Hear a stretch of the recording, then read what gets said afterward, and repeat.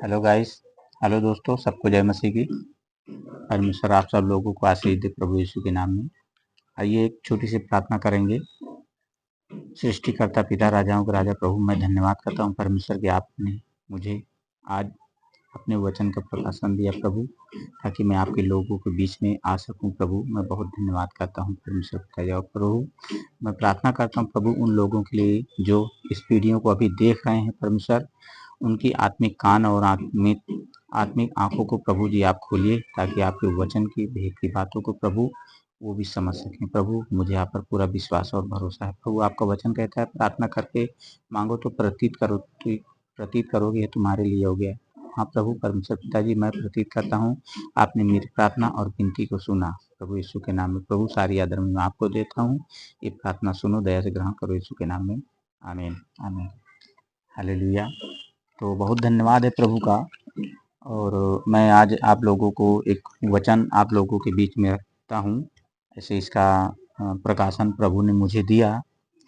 और वचन का प्रकाशन यह है कि हमारी आपकी लड़ाई किसी मनुष्य से नहीं, किसी जानवर से नहीं, बल्कि शैतान की उन शक्तियों से है जो हमें और आपको दिखती नहीं है। तो हम शैतान की शक्तियों को कैसे लड़ सकते हैं, उससे उन शक्तियों से कैसे लड़ा जा सकता है, क्योंकि वो दिखता नहीं है। न लाठी से, न डंडा से, न तीर से, न भाला से, न बंदूक से, किसी चीज से नहीं। सिर्फ और सिर्फ लड़ा जा सकता है तो परमेश्वर के वचन से। हालेलुया। क्योंकि परमेश्वर का वचन एक ऐसा औजार है, ऐसा हथियार है जो दिखता नहीं है, लेकिन वो इतना तेज है, इतना धार है उसमें कि जिधर जाएगा उधर ही फिनिश करता जाएगा। तो आइए एक वचन जैसे कि लिखा हुआ है इफिसियों 6:11 में।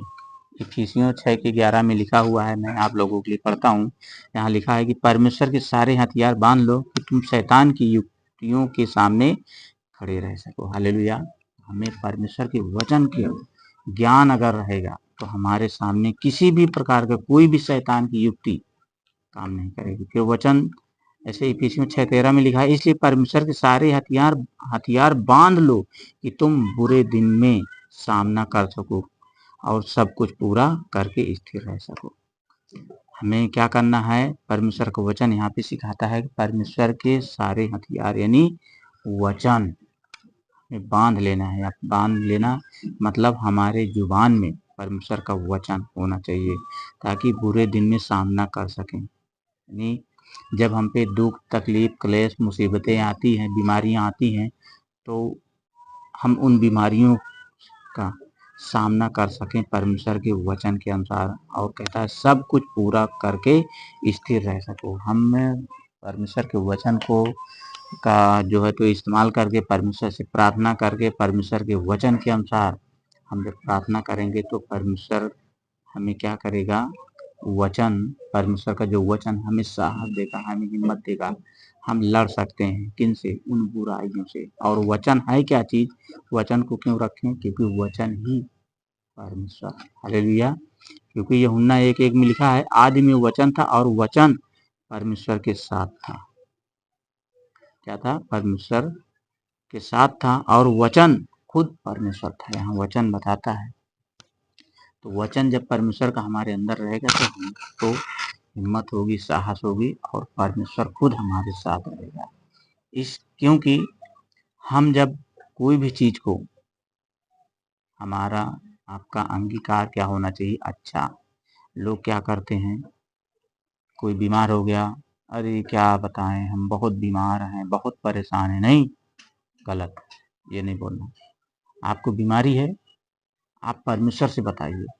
जितना आप जैसा बोलोगे वैसा ही आपके लिए हो जाए। क्योंकि देखिए आगे वचन में लिखा है, नीति वचन 6:2 में लिखा है, तो तू अपने ही शपथ के वचनों में फंस जाएगा और अपने ही मुंह के वचनों में पकड़ा जाएगा।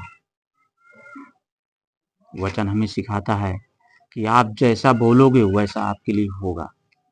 जैसी आप सोच रखोगे वैसे ही आप बन जाओगे।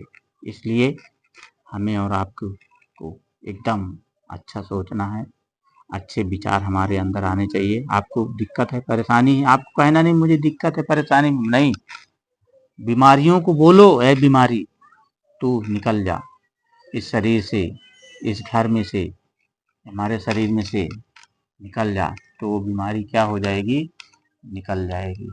1 मिनट हम यहाँ पे थोड़ा सा रुकेंगे, ठीक है। तो बीमारी क्या हो जाएगी, चली जाएगी, क्योंकि मरकुस 11:24 मिलेगा। इसलिए मैं तुमसे कहता हूँ कि जो कुछ तुम प्रार्थना करके मांगो तो विश्वास कर लो कि तुम्हें मिल गया और तुम्हारे लिए हो जाएगा। इसलिए हमें क्या करना है, अच्छा सोचना है, अच्छा बोलना है, लोगों के लिए अच्छी अच्छी बातें बोलना है, गलत नहीं, सोच विचार बिल्कुल गलत नहीं, बिल्कुल सही विचार रखना है, सही बातों को बोलना है, सही एकदम सोच को रखना है। इसलिए कहता है, इसलिए मैं तुमसे कहता हूँ कि जो कुछ तुम प्रार्थना करके मांगो तो विश्वास कर लो कि तुम्हें मिल गया।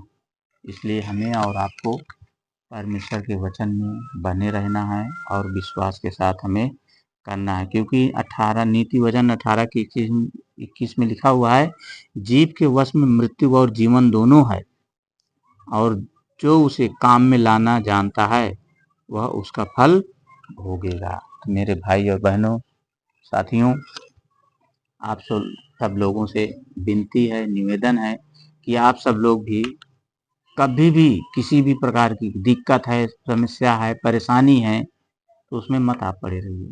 बीमारियों को सिर्फ प्रार्थना करो परमेश्वर से और उन बीमारियों को डांट के भगाओ। जैसे कि मैं आप लोगों के बीच में एक वचन देता हूँ, जैसे कि उत्पत्ति 1:3 में लिखा हुआ है, परमेश्वर ने कहा था, तब परमेश्वर ने कहा उजियाला हो, तो उजियाला हो गया। ये नहीं कहा ये उजियाला इधर आ हो जा तो उजाला हो जाए, उधर जा नहीं, ने कहा उजियाला हो। अंधियारे को नहीं बोला अंधियारा तू हट जा तब उजियाला होगा, नहीं, उजियाले को डायरेक्ट बोला उजियाला हो और उजियाला हो गया। तो हमारे आपके पास में भी जब कभी भी किसी भी प्रकार की दिक्कत या बीमारी आती है तो हमें और आपको क्या करना है, बीमारियों को बोलना है, बीमारी मेरे शरीर से निकाल, है दिक्कत मेरे घर से निकाल, है बीमारी मेरे घर में से, शरीर में से निकल जा, हट जा, तब वो बीमारी क्या होगी, चली जाएगी। हालेलुया। तो प्रभु का धन्यवाद है, परमेश्वर इसी वचन के साथ आप सब लोगों को ढेर सारी आशीष दे। और मेरी चाहत और मेरी प्रार्थना है कि परमेश्वर जैसे मैं खुश हूँ, मैं स्वस्थ हूँ, मैं अच्छा हूँ, वैसे ही जो कोई भी परमेश्वर पिताजी इस वीडियो को देखे और सुने, परमेश्वर वचन को समझे, उसके जीवन में भी ये वचन काम करने का यीशु के नाम में प्रभु। तो बहुत धन्यवाद करता हूँ परमेश्वर आपको। और जो भाई लोग अभी इस वीडियो को देख रहे हैं, परमेश्वर उनके भी जीवन में अनुग्रह और आशीष वचन के द्वारा आशीष करे और उनका भी जीवन बचने पाए।